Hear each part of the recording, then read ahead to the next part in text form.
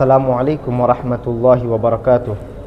حضرت ابو ہریرہ رضی اللہ عنہ سے مروی ہے، نبی علیہ الصلاۃ والسلام نے ارشاد فرمایا، جو لوگ خدا کے کسی گھر میں جمع ہو کر قرآن کریم کی تعلیم یا اس کے مذاکرے میں مشغول ہوتے ہیں تو فرشتے انہیں گھیر لیتے ہیں، رحمت الہی ان کا احاطہ کر لیتی ہے، سکینت ان پر نازل ہوتی ہے۔ خود خدا اللہ رب العزت اپنے مقرب فرشتوں میں ان کا تذکرہ کرتے ہیں۔ جو کوئی علم کی تلاش میں ایک راہ نکلتا ہے تو اللہ رب العزت اس کے لیے جنت کی ایک راہ آسان کر دیتا ہے۔